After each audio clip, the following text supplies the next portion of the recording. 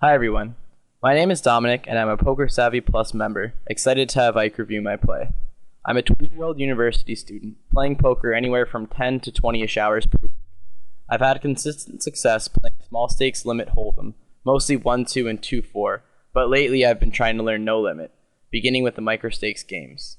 I've steadily, and very slowly, built my no limit bankroll from playing the 5-cent, 10-cent games to currently playing in the 25-cent, 50-cent games, although I do play 10-cent, 25-cent just as often. I'm trying to make the transition from casual to serious poker, and I think I have a good foundation of solid play in my no-limit game, but I'm sure I have many leaks in it as well, that I'll be looking for Ike's help with. I hope you enjoy the video.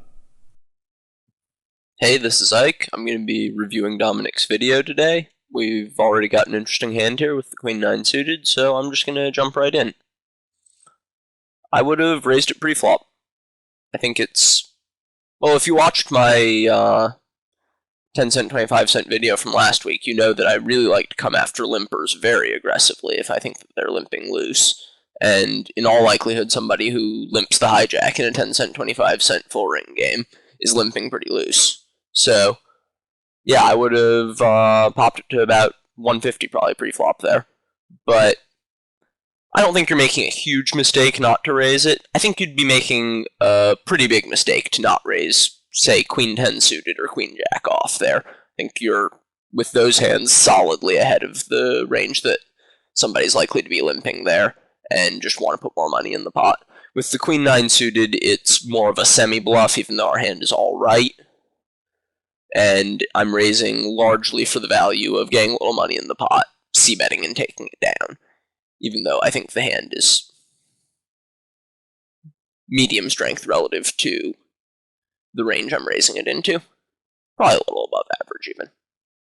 And then post-flop in that Queen 9 suited hand, we could have considered either leading out or check raising. I don't think I like leading out on that board because it's just a bit too coordinated with the king and the flush draw and the 8-5. There are a lot of gut shots, a lot of flush draws people could have. I don't really like leading out. Ooh, I do not like that re-raise with the 3s there. I would have flat called every time. I generally don't like using small pocket pairs as semi-bluff 3-bets. And that spot in particular, I would really much rather call. It sucks to get 4-bet there and have to fold. Just call and play a pot in position with your pocket pair. Maybe you'll flop a set. Maybe you'll get to bluff them off the pot. Maybe you'll get to check it down and win with your pair. There's just too much value in calling and seeing a flop with a small pocket pair there for me to consider 3-betting it, I think. Anyway, I like the flop bet once you 3-bet and get cold called by that small blind. I think you take it down enough of the time for that flop bet to be clearly correct. Anyway, getting back to the Queen 9 suited hand, if it had been a rainbow flop, maybe, or if it had been even a King 8-4 rather than a King 8-5 flop, I think I like a lead out better. Even still, you don't have to, but on that board, I definitely agree with the decision to check. When it's checked around to the button and he bets, you could consider check raising there. I would definitely much rather check raise the button's bet than the first limper's bet. If the first limper had bet, I'm folding it every time. And the button bets, that's definitely the sort of spot where you want to consider check raising. If we had a bit better of a piece of it, if we had, say, 9-7 for a gut shot, or ace anything so that we have an overcard, then I think I like check raising there. As it is, I think that you played the flop perfectly by just check folding it. There were 2 opportunities there where it's close to looking good to try to win the pot, but I think you made the right decision not to. I like everything about the pocket 3s hand there. Clear call pre-flop, clear fold on the flop. I think that King 4 suited that you just folded from the small blind is probably a call. It's close. Can't be giving up very much by folding it, but I would call there. You have to be planning on making some stabs post-flop if you're going to call there. But I think it tends to be pretty easy to take pots away from limpers in these games if you know the right spots to try to do it. And I would call there, but I don't think it's a huge mistake to fold it. I would also consider raising. Probably not against such an early position limper without a read, but I think that it's probably possible to profitably play that king 4 suited either for a call or a raise against most limpers in these games. And the king 8 off there against the 2 limpers that we just folded from the button, I don't like folding that. I think that was a pretty clear raise after 2 limps. In a game like this, I would have made it 150. You take it down pre-flop sometimes, you get one call and take it down post-flop sometimes. I think that with position and a couple of biggish cards, you should raise the limper there.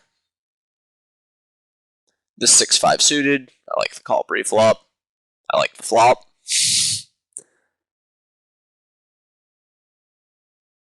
Blind leads out here. That's a little surprising. You don't see the out-of-position leads so much from people other than the pre-flop raiser in these games, I think. And definitely raise here. Okay, good. Calling there would be bad, I think. It's very probable that one of them has a straight draw. We don't want more cards to come off. We want to just get it in right now. And we take it down. That's just fine, too. There was a little bit of a lull there for 5 minutes or so. We didn't really get any hands to play, so I just skipped ahead. And now, here we are. I like this complete with the 6-9 there. I don't mind raising it either, but completing's just fine.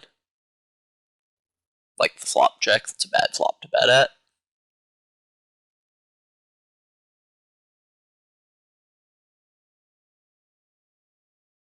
Now I would bet here on the turn when it checks through. I think you can bet 50 cents there and take it down somewhere around half the time. I definitely like a bet there. I mean, we limped in to get to this spot where the flop checks through, the turn's a non-scary card, and we can represent top pair and take it down. And yeah, I would have bet the river now, too. It's a little better on the turn than on the river because the bet puts more pressure on our opponents because we can either follow it up with a river bet or not, and that makes their situation a bit tougher. On the river, it's close. On the turn, I think it definitely should have been a bet. And obviously, I like this ace-8 suited open on the button.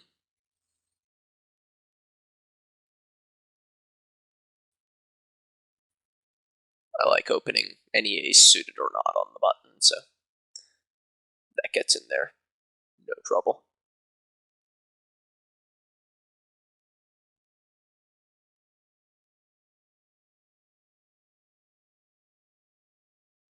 And yeah, I like the king 10 off open as well. Be opening any 2 cards 10 or higher there, maybe even 10-9, 9-8, 10-8. Those are a little closer. Any 2 cards 10 or higher definitely open there, though. Queen 9 off and king 9 off, you can probably open there too against tightish blinds. We've got at least one very tight blind there.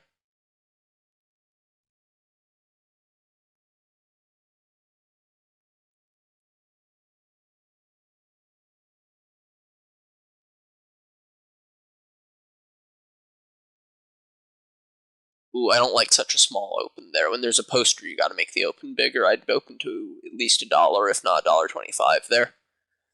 The poster can call that 50 cents more profitably with a huge range, and we'd much rather he didn't.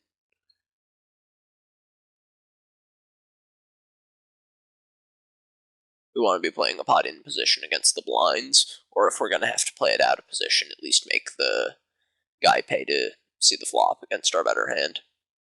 We really don't want to get called by like suited gappers and stuff. And if we do, we want the pot to be bigger by the time we get to the flop. Not a big fan of that limp. I pretty much never limp pocket pairs. I pretty much never open limp, even in full ring. It's okay. You'll probably show a profit limping in the 5s. You'll probably show a bigger profit playing them for a raise, though. especially in the lower stakes games where you're unlikely to get re-raised. I definitely prefer an open raise with the 5s there.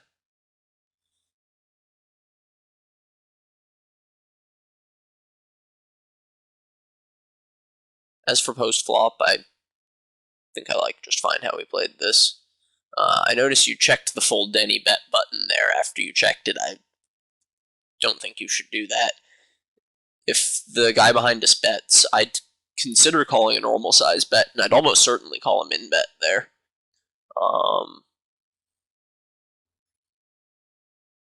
We have a pair. He hasn't bet on any previous street. If he suddenly bets the river, I think it's at least as likely to be a bluff as an ace. You should at least be thinking about calling there. Just don't use the fold to any bet button ever. There's no good that can come of that. And in general, don't use any of those check marks that, have you insta-check when the action gets to you on a later street or anything like that. You give away information, you make it easier to misclick. There's no reason to do it.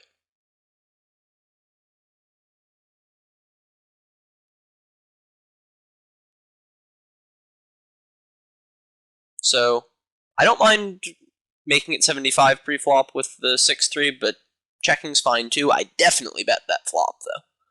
When they limp and check the flop, they're just giving it away. You can min bet, and you take it down easily a third of the time. And I feel the same way about the turn. Flop's a bet, turn's a bet, river's probably a bet, because you're not going to get called by 8, 9, or 10 high. You might have gotten called by the king high there, but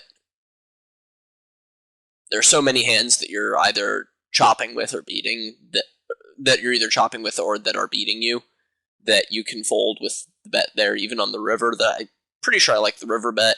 And flop and turn, it's not even a little bit close. You gotta bet that. Against 99% of the people you're going to play against in small stakes games, when they limp the small blind and then check the flop, bet it.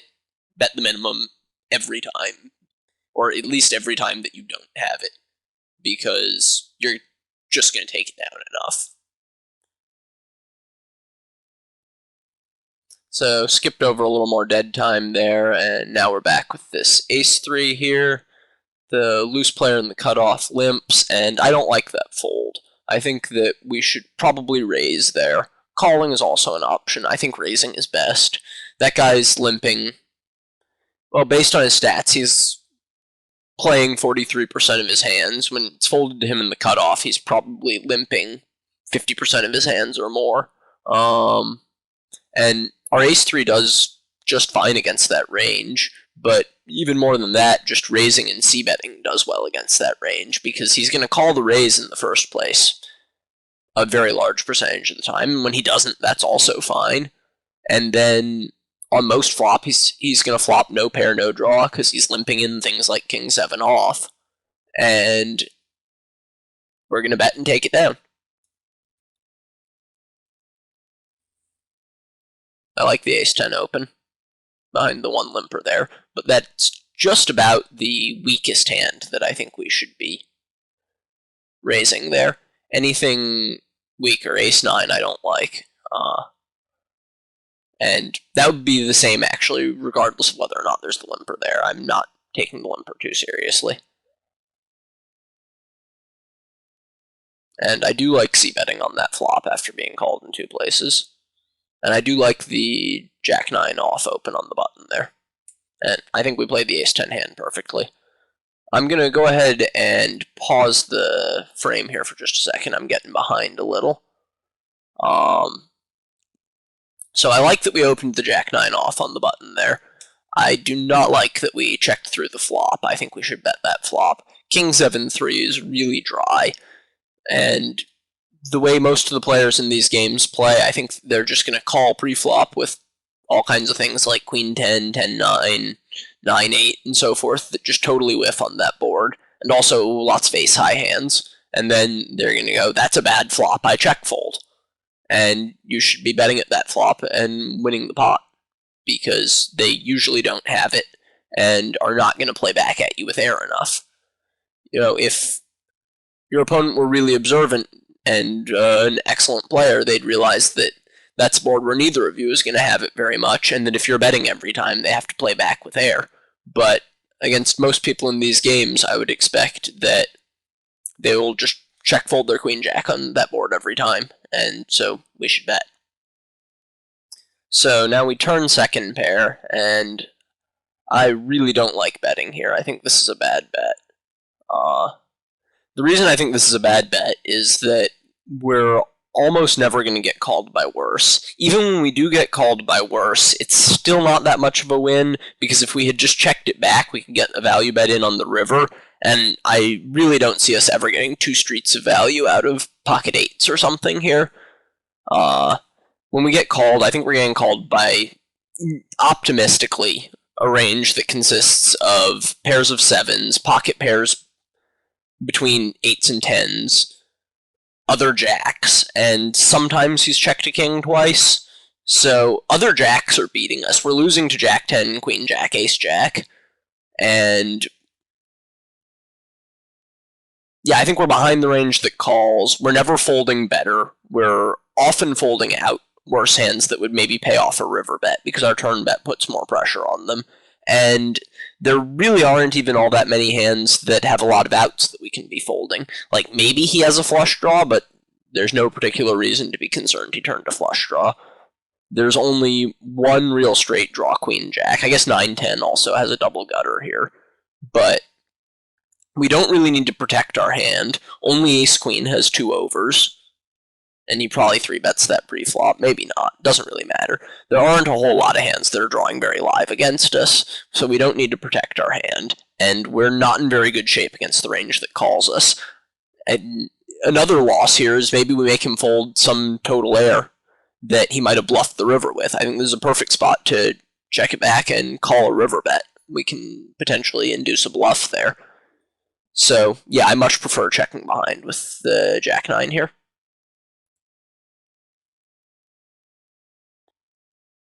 This open with 9s is totally standard.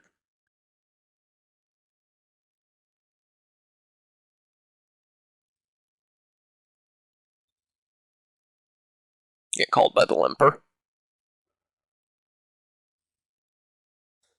And this is actually a kind of similar spot to the one I was just talking about, where I don't think betting accomplishes a whole lot. We're getting called by a range that is a lot of hands that are ahead of us and not so many that are behind.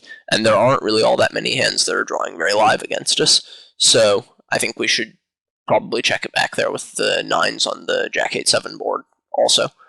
And then probably check behind turn also and try and get 1 bet in on the river, either by calling if he bets or betting if he checks. Or maybe even fold if queen, king, or ace comes and he bets. Yeah, I don't really like the flop bet there all that much with the 9s. Good fold with the ace-jack there. That short stack has only been playing 5% of his hands, and he's probably got us crushed just about every time when he re-raises or under the gun open. So, I think even ace-queen would have been a fold there. I would go with ace-king, and probably 10s plus. Definitely jacks. 10s, I think, are close there. I'm pretty sure 9s are a fold. It's hard to tell because we haven't really played a ton with that short stacker. There are some against whom I would want to call 9s there. There are some against whom I'd want to fold 10s. I would basically never be folding jacks to any short stacker in that situation.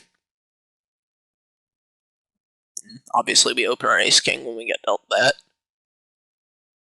Let's see what happens here.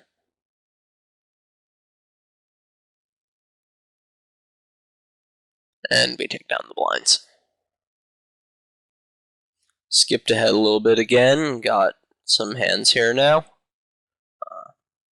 Obviously, we open kings and take down the blinds. And this ace-9 off open from the cutoff is a little bit close, but I definitely like it. Down to even ace-8 or ace-7, I think. It's a good open. Now, this is not a very good flop for us at all. If there were going to be flops I would check back, this would definitely be one of them. but I don't mind following up with a c-bet here either. But I'll say this, if we're going to c-bet this board, we're going to get called once by a king or a flush draw or a straight draw or something a huge amount of the time. So if we're going to bet once, I want to bet turn and probably river also if we get called by one player. If we get called by both players, I would just give up. But with only one caller, especially the second guy as the only caller, I think that he's probably a mediocre king or some sort of draw a lot, and that we should follow up with a turn and probably also river bet. So,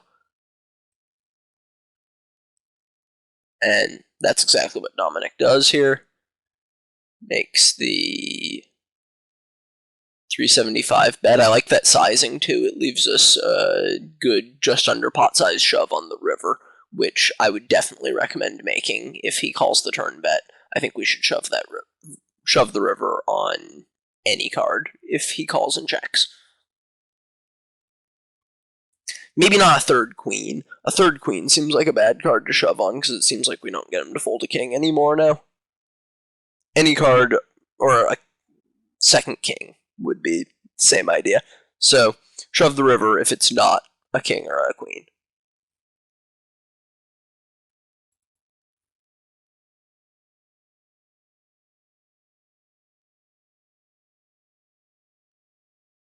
I don't like that limp at all. I would just fold the ace-10. If I were going to play it, I prefer raising to calling, but I think that folding is better than either option there.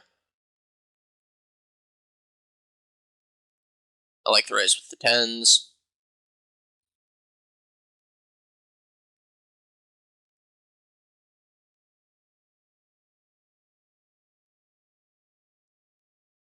Getting one caller is ideal. 2 would have been fine too, but 1 is better. Obviously, this is a good flop for us. We bet. Get called. I like checking it back on that turn. I don't think we get called by worse enough when we bet there.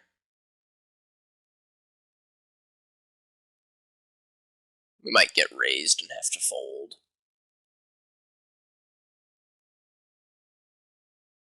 Which would be bad because we have the outs from the flush. Yeah, I don't like the turn bet much there. I would check behind and maybe consider betting the river. It's pretty odd that we got check called twice by bottom set there. I guess he was slow playing on the flop, and then the flush card came on the turn. He decided he might be beat, but I don't like how our opponent played his hand at all. I think raising the flop would probably have been good, and I think that as he played it, he should probably raise the turn too, since we're going to be betting at least an ace, and apparently pocket 10s even for value there. And I like check folding the ace 10 on that board. We didn't have enough of a piece to do anything else, and pot was multi-way. Not that that one hand really constitutes an argument against limping, but it is the sort of spot that's going to come up a lot when we do. Just to elaborate a little more on the ace-10 hand that just came up, in general, my minimum hand to play under the gun full ring game is ace-jack off or ace-10 suited, sometimes worse suited aces, but for unsuited high card hands, ace-jack and king-queen off, I think, are pretty marginal, and ace-10 shouldn't get in there. This 6-8 off complete here is kind of inconsistent with a bunch of otherwise tight small blind play that I've seen previously in the video, but I don't hate it. I think that I do hate that flop call. Oh wow, I would definitely have folded that flop. And yeah, with a bet and a call, I don't see how we're ever good here. And now we bet? I don't know what the river bet was. I don't know if that was supposed to be a bluff or a value bet. I don't really see better hands folding much, and I certainly don't see worse hands calling. Well, I guess that proved me wrong about the flop call being hopeless. hopeless, but I still don't like it.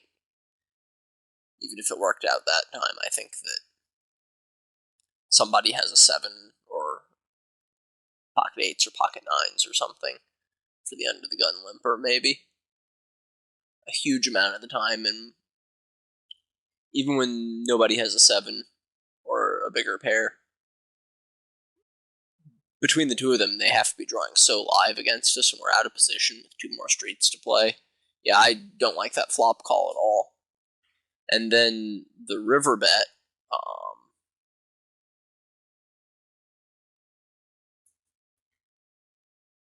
yeah, I don't know what we're trying to accomplish with that less than half pot river bet. I guess we wanted to get called by worse, but I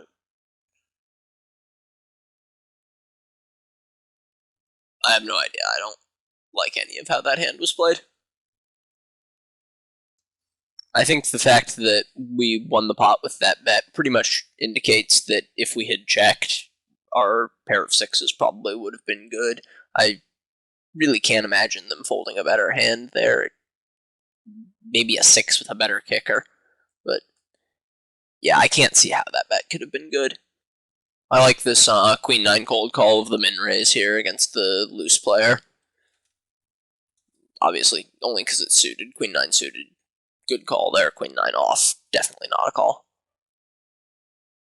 And I like betting here. This is a bit like some of the other situations I've been talking about, where it's hard to get called by worse, and we're never folding better.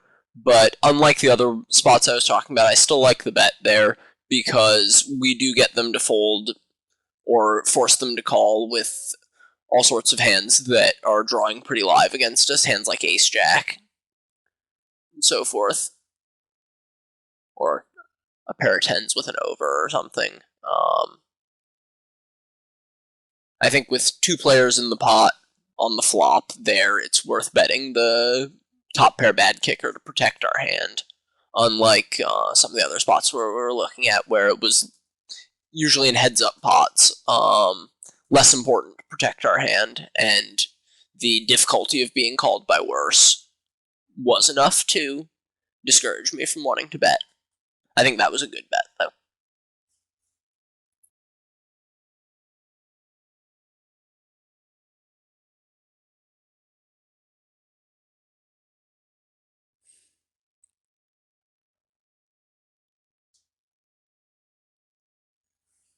Easy open with the ace-10 there.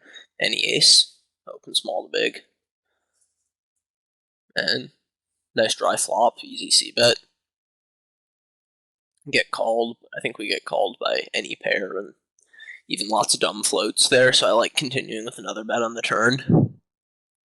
230 is a bit small. I'd probably bet up something in the neighborhood of 3. Especially if you're going to bet again on the river a decent percentage of the time. You get a bit of a rebate on your larger bet when you bluff again on the river and win the slightly bigger pot, but I don't think it's a huge difference between the 230 and 3 there. I do not like that King 8 cold call.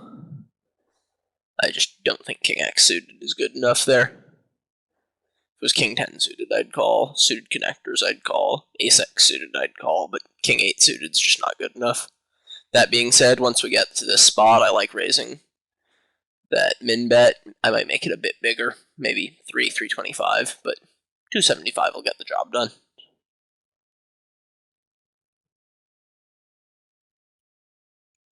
This ace-8 suited over here looks like a standard cold call to me.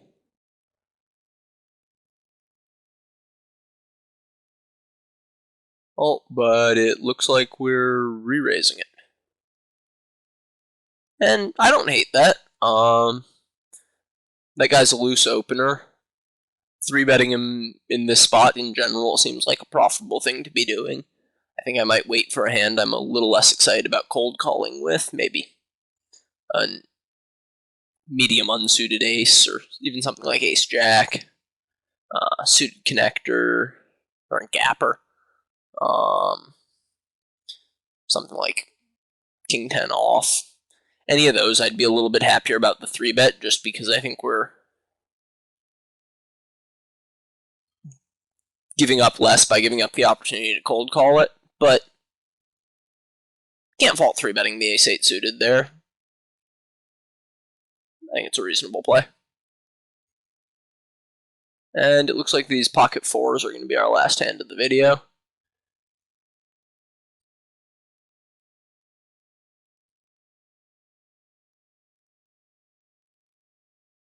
I min raise and a couple calls, and we call. Just again, I want to mention I'm not a big fan of using the call 50 cents checkbox there.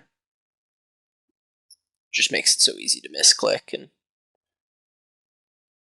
you give away that you're not considering re-raising by having that button checked. Not that it really matters, but now our opponents are probably pretty sure we're not pocket jacks.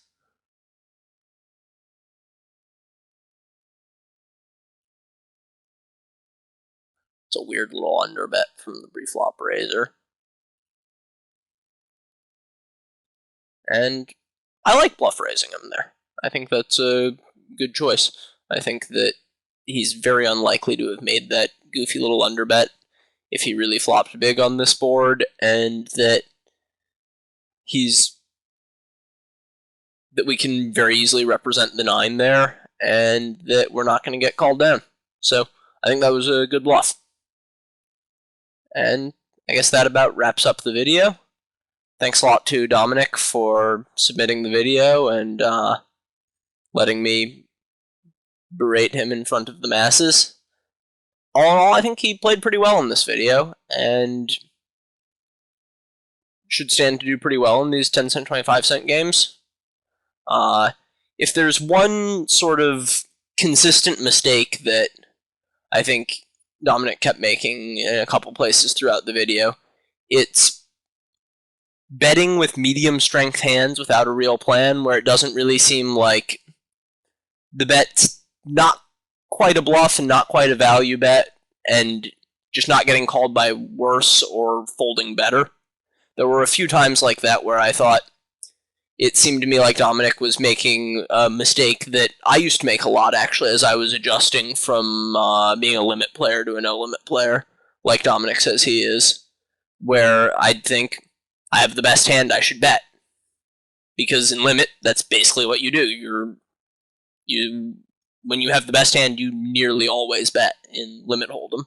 But in no limit, very often, because the bets are so much bigger relative to the size of the pot, with a medium strength hand, when you're betting, you're folding out all of the worse hands and getting called by all the better ones, and the bets don't stand to show a profit. Anyway, thanks for submitting the video. Hope you guys all enjoyed this. Let me know in the forums if you like this format where I review other players' videos, and we'll see if I maybe make some more in the future.